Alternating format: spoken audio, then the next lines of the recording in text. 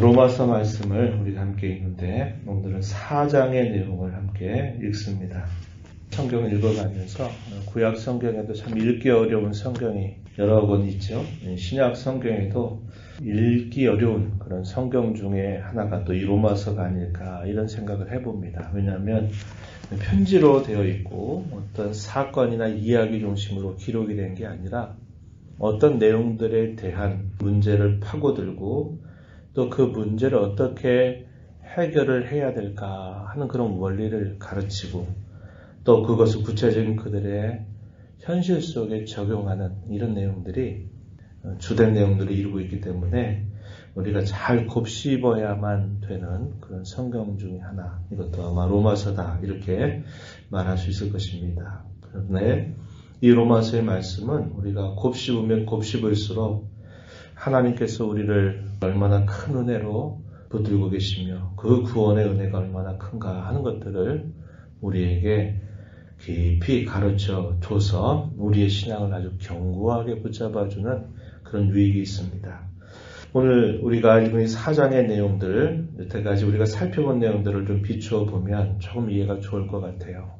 우리가 앞에서 쭉 다뤄온 내용은 바울 사도가 이 복음이 우리에게 구원을 주신 하나님의 능력이 된다 이렇게 이야기하면서 이 복음의 첫 번째 내용을 소개할 때 모든 인류는 유대인이든 헬라인이든 할 것 없이 모든 사람들은 다 죄와 비참한 상태에 놓여 있다.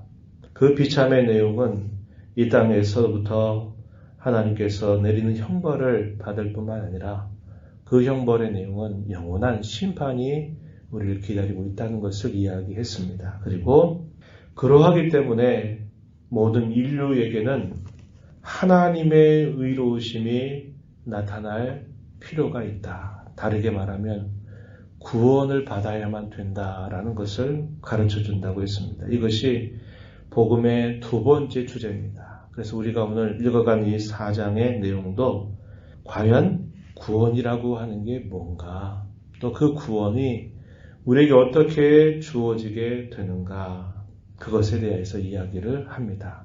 그럴 때 우리가 잘 알고 있는 중요한 성경의 주제, 오직 믿음을 통해서 우리가 구원을 받는다, 혹은 하나님의 의로움을 얻는다, 이것을 우리에게 가르쳐주고 있는 것이죠. 그래서 오늘 우리가 읽는 4장의 내용은 믿음으로 말미암아 하나님 앞에 의롭다함을 얻는다, 혹은 구원을 얻는다 라고 말할 때 그 대표적인 인물로 소개하고 있는 사람이 누구냐면 아브라함에 대한 것입니다. 그래서 아브라함의 믿음에 대한 이야기가 4장 전반에 설명이 되고요.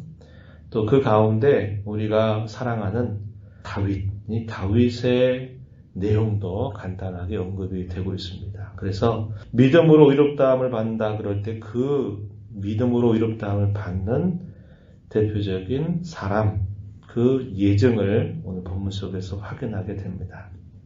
우리가 잘 아는 것처럼 아브라함 믿음의 조상이다 이렇게 부릅니다.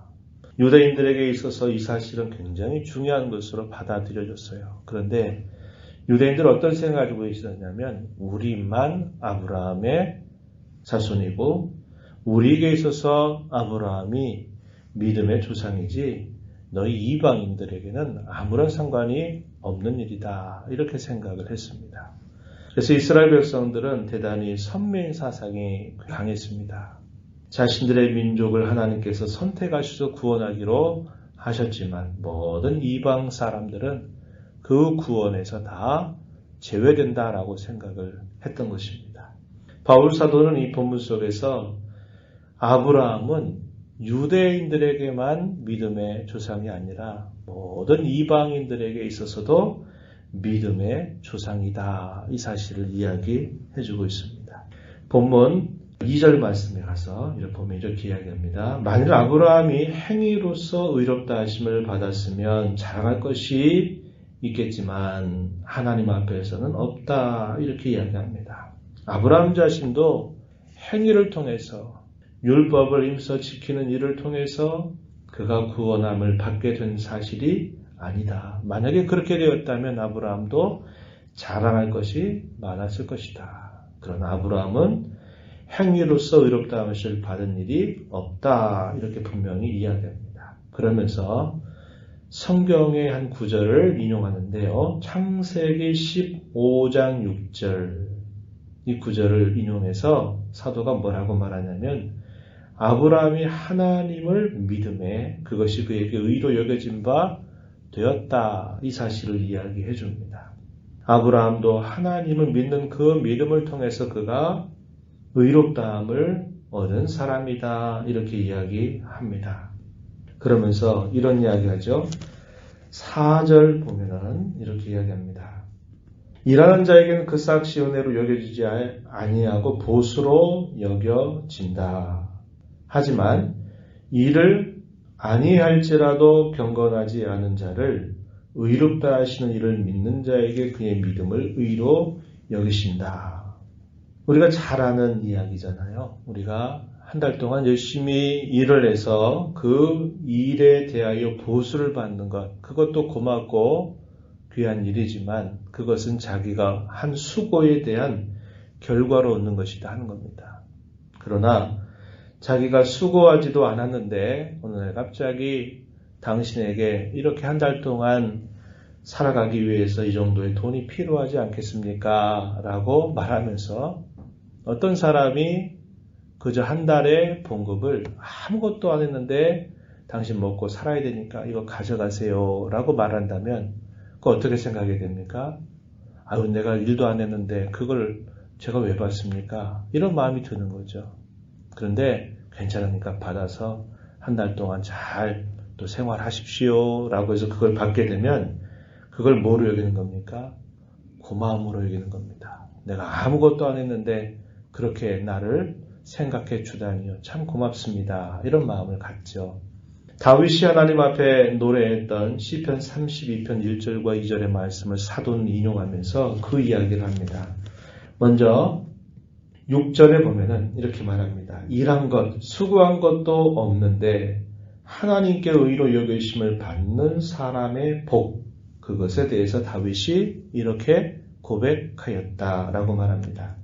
7절에 불법이 사함을 받고 죄가 가려짐을 받은 사람들은 복이 있고 주께서 그 죄를 인정하지 아니하실 사람은 복이 있다. 다윗은 감격하면서 하나님께서 자신에게 베풀어 주신 사죄의 은총, 그것을 이렇게 찬양을 드렸다라고 말합니다.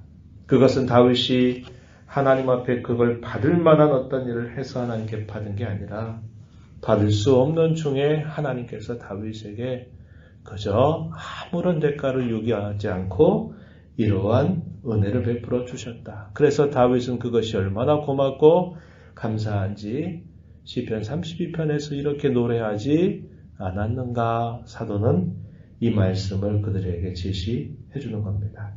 아브라함이 믿음을 통해서 의롭다함을 받은 이것은 할례를 받고 나서 그가 이렇게 인정된 게 아니라 할례 받기 전이었다. 이렇게 이야기합니다.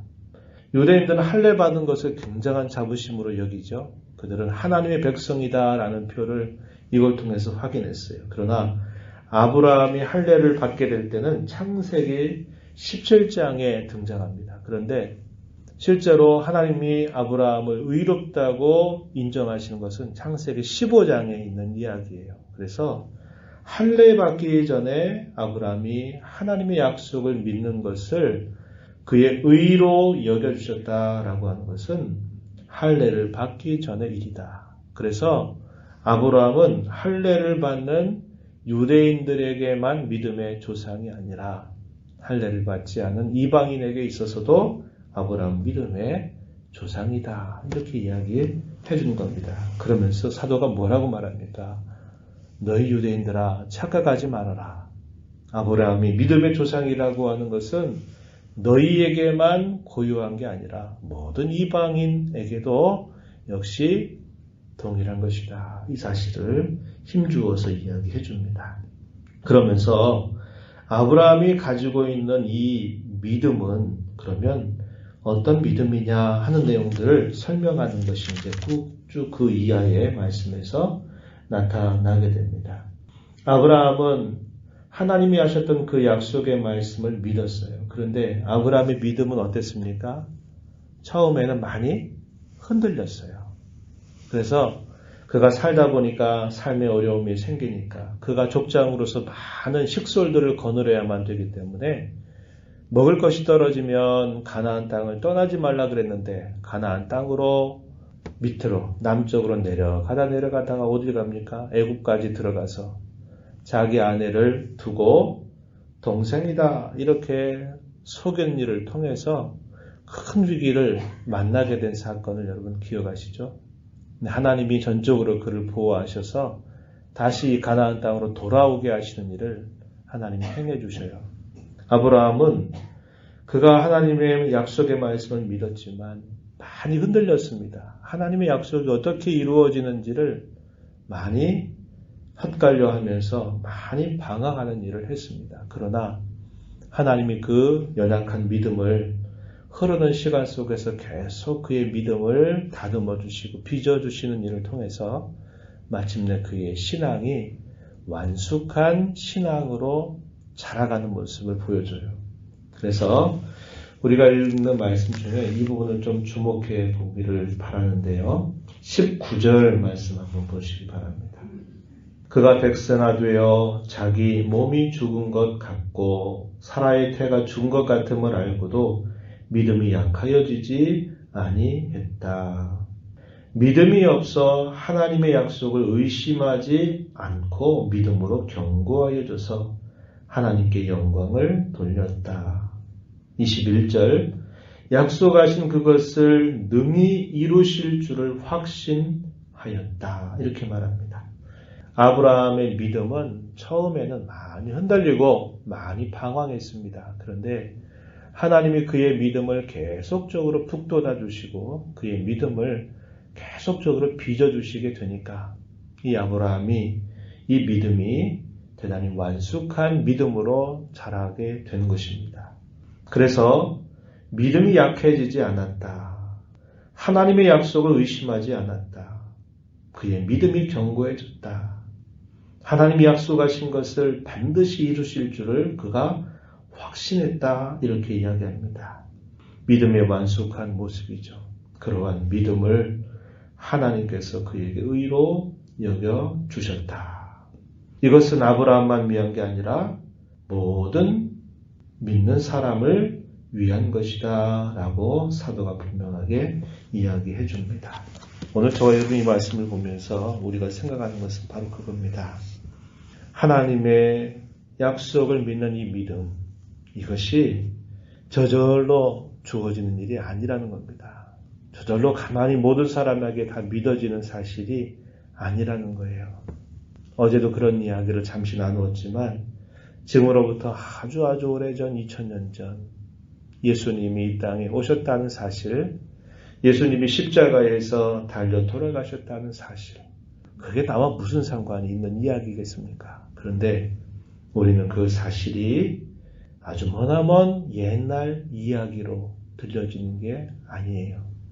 임진왜란 이야기, 우리 역사 속에서나 간간히 들어보는 이야기 아닙니까? 아니면 어떤 드라마 사극을 통해서 우리가 살펴볼 수 있는 이야기죠. 근데 이것은 아주 오래된 이야기처럼 들립니다. 그런데 예수님이 이 땅에 오신 이야기보다도 훨씬 후대의 이야기예요. 그런데 임진왜란 이야기, 세종대왕 이야기, 조선 왕조에 관한 이야기들 까마득한 옛날처럼 보이지만 예수님이 이 땅에 오신 사실, 십자가에 달려 돌아가신 일, 다시 부활하신 이 사실은 그거보다 훨씬 더 오래된 이야기입니다. 그런데 우리가 왜 이 사실을 매일매일 되뇌이고 고백하고 또 우리가 찬양을 드리면서 그 사실을 끊임없이 노래합니까?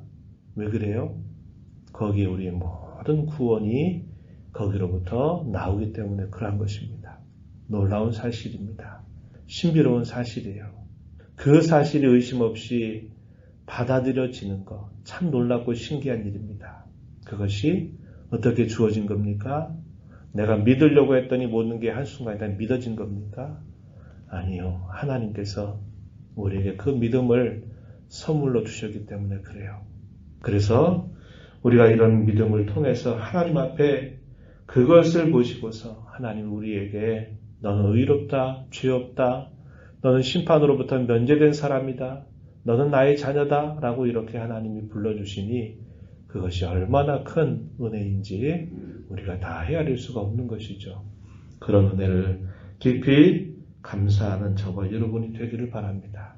우리의 상황이 형통한 때를 지나가든지 우리의 상황이 공경의 때를 지나가든지 우리가 부유하든지 가난하든지 건강하든지 건강하지 않든지 그런 모든 상황에 따라서 오락가락하는 것이 아닙니다. 그것은 언제나 변함이 없는 사실이에요. 그러한 은혜로 부름받은 저와 여러분, 우리를 구원하신 하나님의 은혜를 높이 찬양하는 삶을 늘 살기를 다짐하고 하나님께 영광을 돌리는 저와 여러분이 되기를 바랍니다. 또한 더 나아가서 저와 여러분의 신앙이 늘 오락가락하는 신앙에 머물러 있지 말고 아브라함을 하나님께서 완숙한 신앙으로 그를 빚어가신 것처럼 하나님이 저와 여러분의 신앙을 날마다 빚어주셔서 흔들리지 않고 의심하지 않고 경고하고 확신 가운데 든든히 서서 우리에게 구원의 은혜를 주신 하나님께 모든 영광을 올려드리는 저와 여러분의 삶이 되기를 진심으로 바랍니다. 하나님 아버지 감사합니다. 이 새벽 시간 저희들을 불러주셔서 오늘도 찬양을 드리며 말씀에 귀를 기울이며 기도하며 또 이 하루를 주 앞에 살게 하시니 감사드립니다. 하나님께서 친히 아브라함을 부르셔서 그에게 믿음이라고 하는 걸 선물로 주셔서 늘 흔들리고 우왕좌왕했던 그의 믿음이지만 흐르는 시간 속에 그의 신앙을 완숙하게 그를 빚어주셨던 하나님의 손길을 기억합니다. 하나님은 그가 하나님을 믿은 것으로 그에게 의롭다 여김을 주셨다고 이야기합니다. 그 사실은 유대인들에게만이 아니라 모든 이방 사람들, 모든 인류에게도 동일한 사실임을 저희들에게 가르쳐 주십니다. 예수 그리스도 안에서 저희들을 사랑하신 하나님, 저희들을 불러서 이런 하나님의 귀한 은혜를 값없이 받는 자가 되게 하시고 이 믿음을 가지고 한평생을 살아가게 하신 은혜를 감사드립니다. 저희들의 신앙이 더욱 견고해지게 하시고 흔들림이 없게 하시고 확신 있게 저희들은 신앙의 걸음을 걸어서 하나님께 감사와 찬양과 영광을 올려드리는 복된 삶이 되도록 인도하여 주시옵소서. 은혜의 보좌 앞에 나와 아버지의 은혜를 간절하게 구하며 이 어려운 때를 또 살아가는 주님의 귀한 자녀들에게 하나님께서 크신 은혜를 베풀어 주시고 이 어려움을 믿음으로 잘 이겨나가도록 인도하시고 이 일의 끝에서 하나님께서 행하신 놀라운 일들을 우리 모두가 함께 경험하는 역사를 이루게 하여 주옵소서. 예수님 이름으로 간절히 기도하옵나이다. 아멘.